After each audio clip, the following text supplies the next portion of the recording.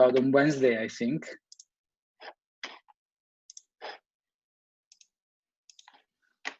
And was it you that you were asking about the fact that if you were able to stimulate one neuron, you might induce the perception of that neuron?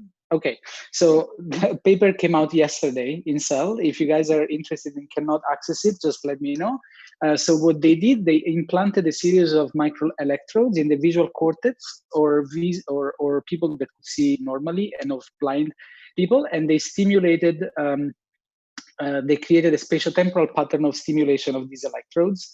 And people reported seeing the pattern that they were stimulated electrode was creating on the visual cortex in front of their eyes. So it's quite cool. So in that case, you see in a way in which you stimulate a certain not neuron, but part of the visual cortex, and you induce a conscious perception of that particular experience that you've actually induced. So it sums up quite nicely some things that we have discussed before and some technologies that we have seen during these days. So I just found it quite cool, and I thought, okay, I need to share it with them. So if you want to read the paper, let me know. I can send you the PDF version of it later. Yes, why not? Yeah, I will. Okay. So let's go back to the possibility of creating a model of how the brain works and build machine that reproduce cognitive function. Now we're really talking about the efforts that were made to build the machine to do this. And as usual, we go back to the decade. I'm not going to ask you about it because you were not really able to answer before. This is in the 50s. The question came upon in the US, of course, financed by the Navy and the Army at that time. Can we build machine that is able to recognize images? And I just want to highlight something quite cool, that vision is one of the first computation that has been investigated in details in the biological brain. And it's one of the first computation that is tried to be reproduced in a synthetic brain. We know a lot about vision, and we use what we know about vision to try to understand something more about the rest of the brain. However, in 1957, Frank Rosenblatt, again supported by the DARPA, I think at the time, this American agency of the Army, came up with a specific architecture that was both physical and I think computational too, that was able to recreate some cognitive properties in the in silico. He wanted to build a machine that could again recognize and identify images. And he came up with this particular architecture, which was called the perceptron at the time. And we can start to see as a very simple algorithm, or if you want, like machine, that is able to reproduce something that we had previously observed in the brain. Obviously, this sparked a lot of enthusiasm in people. This is an article from the New York Times at that time, in which they were very, optimistic about it. They would say, as human begins, perception will make mistakes at first, but will grow wiser and gain experience and become wiser and wiser with time and do whatever we actually learn. Just a coloring note. What basically the perceptron can be thought of, at least from a conceptual point of view, it's one of the most simple machines that has been built exactly to reproduce the function of the human brain in silico, and can be thought of as sort of an artificial neurons. We go back from day one, and we refresh some elements of how we know a neuron works. A neuron is able to receive a lot of information from thousands of other neurons through the synapses, is able to integrate this information also by combining the information that is received by the weight, or if you want, the strength of the synapse that has transmitted the information. We have seen LTP and LTD about that.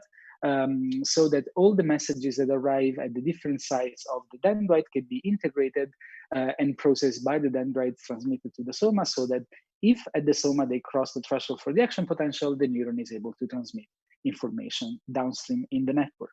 So these are all the elements that you know already. We have repeated that 3 or 4 times, so we don't need to go in detail about that. The way in which Rosenblatt built the perceptron was actually very similar to how a neuron works. In fact, there were components that were similar to the fact that the neuron is able to receive information from different sources and to filter this information, if you want, or to multiply this information by a certain weight of the synapse that is transmitting the information.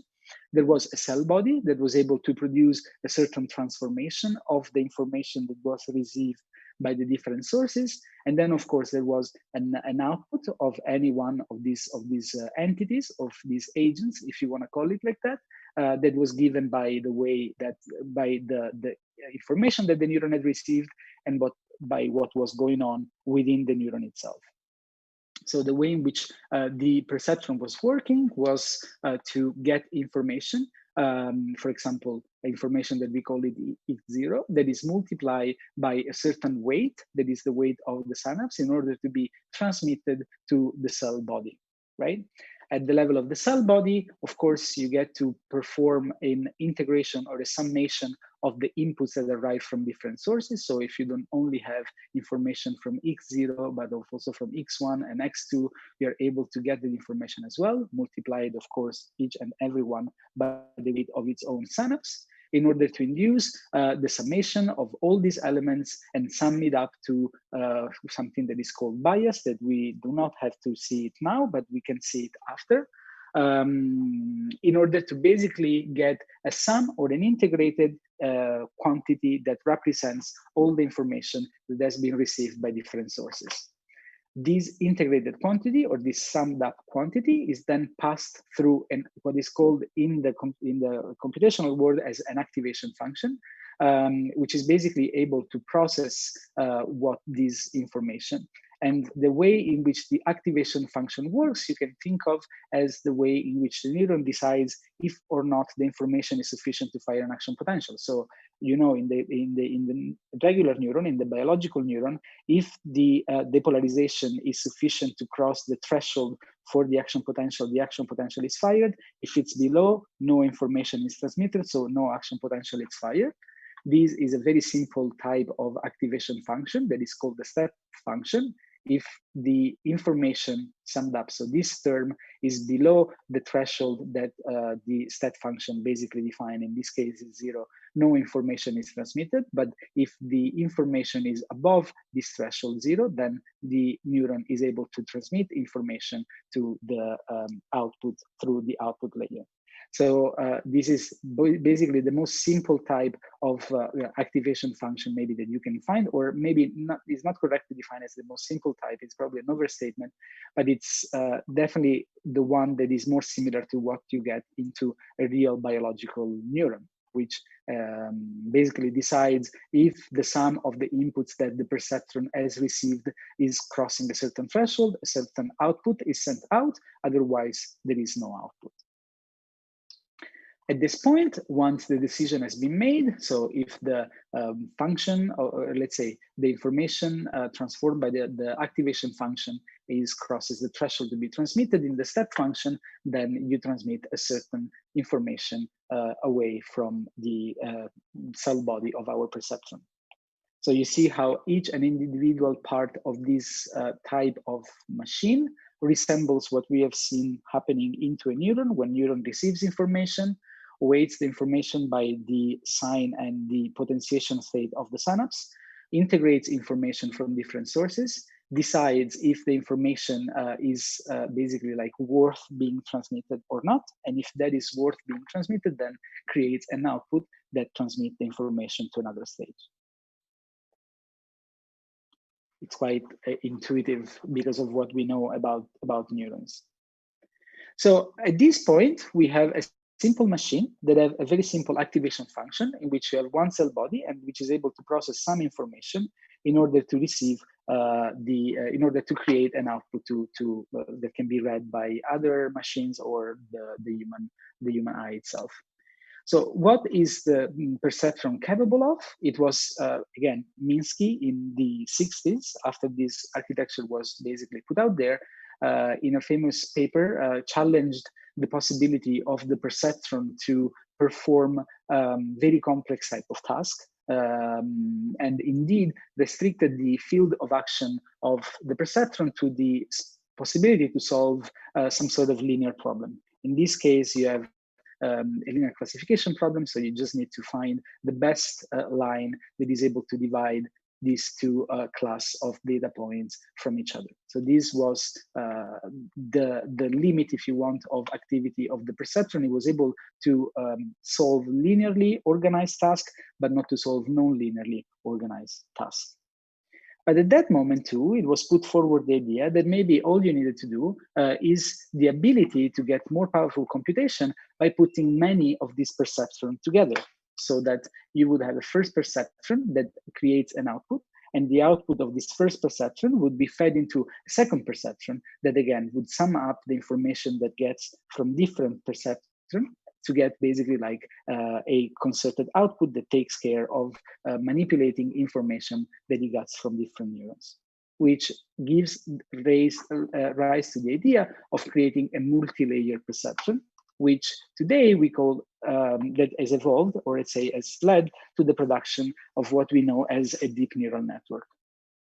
A deep neural network, in fact, can be thought of conceptually in a simplification that is useful to us to understand what they do, as the ability to connect many perceptrons with each other hierarchically. In our case, the individual perceptron, individual neurons of our artificial neural network are basically like these cold nodes, these circle here, which are very similar in shape to the way in which we have drawn the cell body of the perceptron. They are connected to each other by these edges, which are this link, which is, again, the same way that we can see how these arrows goes and how synapses and dendrites work in our brain. All the neurons or the nodes of the network that are at the same level or at the same level of the hierarchy are called neurons that belong to a certain layer. And you have here one input layer, you have one output layer, and you can have many hidden layers, so in between the input and the output. And how many of these deep layers or these hidden layers you have is really what defines how deep your network is. The fact that you have an hidden layer is what defines that this is a deep neural network instead of just an input-output network, as it might be a simple combination of two perceptrons. This is very analogous to the way in which you have seen neural network being built in Neuronify, for example, in which you had one input neuron that was the one that was connected to your current generator or your touch sensor or your artificial visual sensor. You had one output neuron that was the one that you usually would hook up to the voltmeter or your spike detector. And then you have something in between that was able to modulate, to change the properties of the information that was basically passed along. So we are going in the first part of this discussion that we're going to have today. This is what we do today, just describe and define the different elements that characterize a deep neural network. And then this afternoon, we're going to see how we can actually think about what we need to think when we want to build a neural network and when we train a neural network to perform a certain problem, which of course is going to be a mock problem. You're going to have some real problems that you can play with in the exercise later on. Any let's say doubt about how an individual node or an individual perceptron would work? It's quite intuitive, right? You integrate the information that you get from individual sources, you sum it up, and then you pass it through a function that tells you if the information is actually worth transmitting, not in some cases, or what part of that information you should move to the next node or the next layer. And you propagate this from the input layer to the output layer through your edges. Are there okay? inhibitory nodes? Yeah, there is a fantastic question that I was thinking while walking today here to the Biocentrum. So I think that this particular type of architecture are only feed-forward, based on feed-forward excitation. But I'm quite sure that you can create some networks in which there are also some sort of inhibitory feedback, or in which you have convolution that basically bring, in this case, you see that information moves from the input layer to the output layer linearly. But you can create information that goes in loops, for example. So it might be, I don't know if this problem of inhibition has been solved in this network. if someone else, even from the lab, knows, it's really welcome to chip the discussion, because it's something that I was really thinking this morning, and it's something that would make this type of architecture more biologically similar or plausible.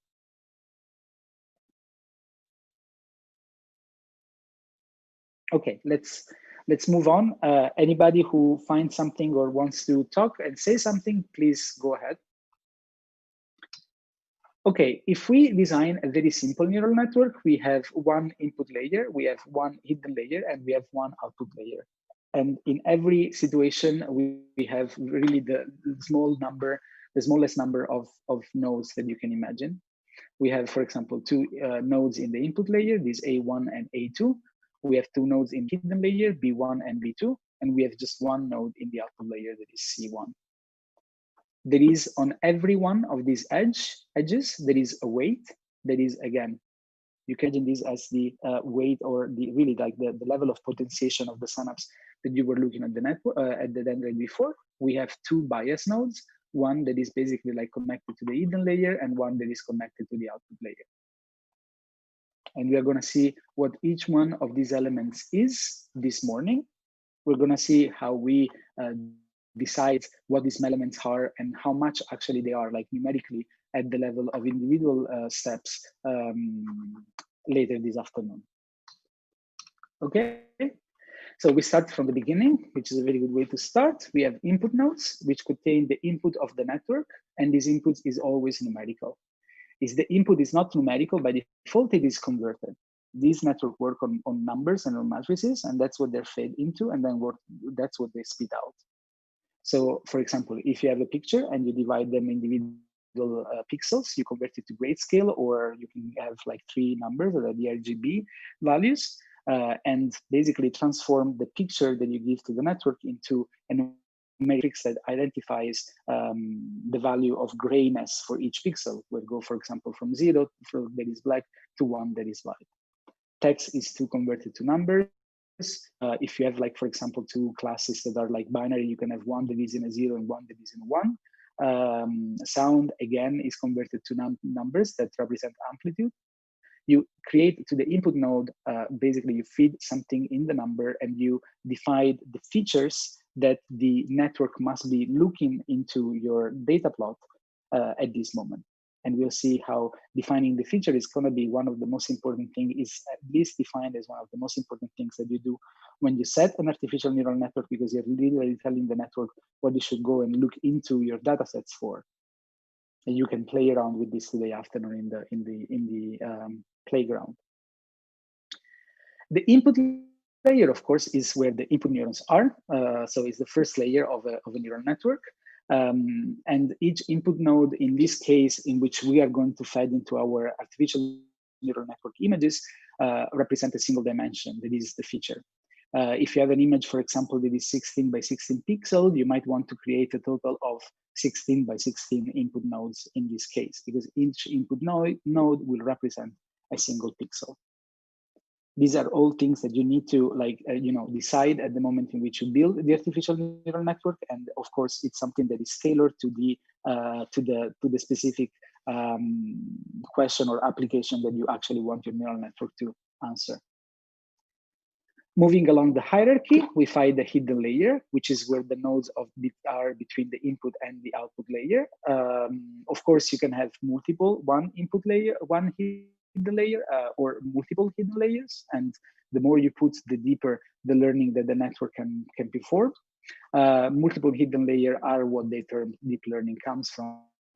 And selecting the number of hidden layers is a complex topic, which, to what I've read, there is not a specific, there are computational ways in which you can calculate, but you don't have to think that like adding many hidden layer or many hidden nodes is the way in which you make your network powerful. It seems to work with a Gaussian profile, for which there is an optimal, of course, number of layers and nodes, and more or less than that is actually going to slow down performance. Another thing is that all this computation, of course, take computational power. So it means that if you want to, your aim when you want to plan the neural network that basically is able to solve your task is to also reduce the amount of computational need that you have, because otherwise you are needing to have complex, let's say, machines that consume a lot of computational power, they consume a lot of energy, and so on and so forth. The hidden node is a node within a hidden layer, and there can be a lot of hidden nodes. And as I said before, the number of nodes does not linearly correlate with performance. So usually it's not like having more nodes means that you have a better or faster performance. Usually a trial and error sign type of approach guides data scientists and programmers to decide how many hidden nodes you have. Between hidden, between the input or between two nodes, let's say there is weight, that are the variables that sits on the edge between nodes. The weights is a very important concept because, as we have seen for the synapse, is a value to which the output of a neuron, or in this case a node, is multiplied with, so that it defines how much the output of neurons that is above in the hierarchy of the network influences the node that is above, that is after in the hierarchy of the network. So the presynaptic to the postsynaptic in case of the neurons, in this case from the input node to the output node, this is modified by the weight. The weights are extremely important because they are the primary turning knob that are used to train the network, and you will see it later. Usually what you do, you start with an artificial set of weights, and you, during training, start to tweak and tune these weights to optimize the performance of your network. But we're going to go through this in this afternoon lecture. The bias node is what we have seen before, and is something that it's probably not very intuitive. Right now, it's basically all that we get, from the way in which neural network works. So this is something that you should not, it's not be too difficult for you to grasp. The bias node is, again, something that connects to node in the hidden layer, and to the output layer, you have a second bias here. So the bias provides every node in the neural network with a constant value, which is basically able to shift to the left of the right the activation function. You really don't need to know these details. You just want to know that there is like a way or a value that you can actually use to tweak and to make the learning performances of the network better. Usually something that is set at the beginning of the training phase. I don't think it's changed during the training phase. The weights might be changed, but not the value of the bias, which is usually either +1 or -1. Okay, so it's just a parameter that you need to set at the beginning. And then this is the output node, which is on the output layer, and is the one that spits out the result of your deep neural network. It is critical. It is the critical node where the global error is computed during your training, and you will see that this is the critical step that allows the network to know if the different weights that sits on the edges are actually like producing a result that is what you would expect the result to be or not. And the number of nodes that you have in this layer depend also on the type of questions that you want to answer. If your problem is a categorization problem, belong to a category, not belong to a category, you can have two nodes, so that you have one that is one if it belongs to one category, and the other one that is one if it belongs to the other category. We are going to apply an example that is the identification of the 10 different digits. 10 different digits, the handwritten digits. In this case, you would have 10 different nodes, so that you can create a vector in which the presence of a 1 defines this is the digit. For example, if the 1 is at the node number 1, it's a 1. If it's a node number 2, it's a 2, 3, 3, and so on and so forth. Another thing that is extremely important and that is pervasive along the whole network and along each node is the activation function, as we have seen before. The activation function receives the input to a node and transforms the input into an output of the node. On the high level, the activation function squashes the input to transform it into the output to say how much that specific node should contribute. For example, as you see before, the step function is the type of activation function that the real neuron would use. If you're below a certain threshold, the output of the neuron is 0. If it's above a certain threshold, the output of the neuron is an action potential. That in computational term would be a 1, because the action potential is always the same shape. One of the power of the deep neural network is also that you can choose different type of activation function, and you have few of them here. These are interesting for you to know more, because these are what you can actually change today in your exercise on the TensorFlow, let's say, simulation. You have here the step function. Again, there is a threshold. Above the threshold, there is an output. Below the threshold, there is no output. There is a linear transformation. This is probably the easiest to understand. You take your basically the result of this activation function and you just put it in the output. You can have an hyperbolic transformation. You can have what is called as a rectified linear unit, ReLU, that is becoming more and more common into deep neural network these days. There is a threshold. Below the threshold, you do not transmit any information, but above the threshold, you transmit an information that is linear. And by changing the number of hidden neurons and hidden layers and the type of activation function that you use, you can make systems that are more computationally powerful and that are able to solve not only linear tasks, like our simple perceptron was able to do, but they're able to solve also more complex type of tasks that are nonlinear. And you will have 3 examples of this type of tasks in your exercises today, while you will have the linear task that you can solve with one individual neurons as well, so that you can compare the 2 configurations. And this stops the definition of a deep neural network here. We have a lot of time for questions, if you have any, and I really urge you to ask something, even if something was not clear, because if you haven't grasped the individual elements of the network and what the individual things are, it's going to be difficult for you to get an intuition of how this works, while today we're going to do how you train your neural network and when you are going to do the exercise on the TensorFlow playground. I have a question about pixel example. Yeah. So if we have a colored pixel with the different channels, so different grayscales for each channel, color channel, would we need a second net or one network for each channel, or can this be solved with hidden layers or yeah, something? so I think that what you could do is at that moment you have, as you said, you can convert your image into grayscale, and that's what usually is done. I think at least in the most simple things. I don't know if you can do like these in splitting. These are actually 2 ways in which you can. I don't think that you could train 3 different network in each into 1 different channels, right? Because this is something that it would be difficult. You should then basically synchronize the 3 networks that you have created to talk to each other and to communicate to each other. But you might create some sort of hidden layers in that case that would take care of that. In the different type of architecture that solves the handwritten digits number, you see that the architecture of this network are very, very complicated. So it's not this linear direction with 1 input, 1 layer, and that layer goes forward. The other thing is that you can create convolutions within the network, which is a different class of neural networks, which can help you solve and treat problems that are more complex, like, for example, having 3 different grayscale values for the 3 different RGB channels to make sense of the color pictures. So what I'm saying here is that you probably need at 1 step also when you decide how to build your neural network to understand what type of neural network can actually solve the task that you have at hand.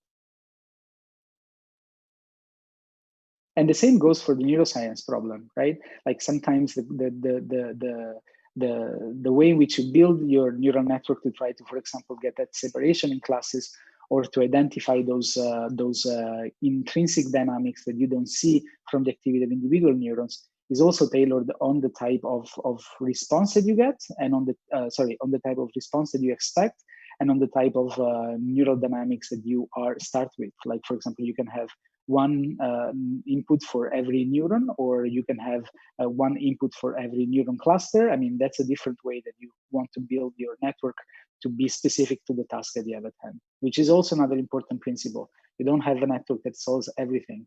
You have a network that is basically tailored to solve a specific task.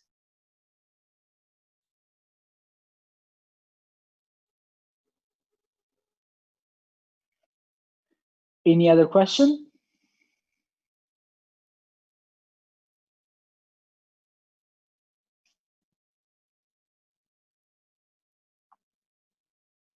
Let's see if there is anything in Slido. No? Okay, so I hope this was clear, because otherwise you're going to spend a very boring hour this afternoon. And then you're not going to do very well the task at hand. Cool. So we break it now quite earlier. You have a very long lunch break. I'll see you again here at 1. We'll go through the last lecture before the last exercise and the wrap up of the week. Okay?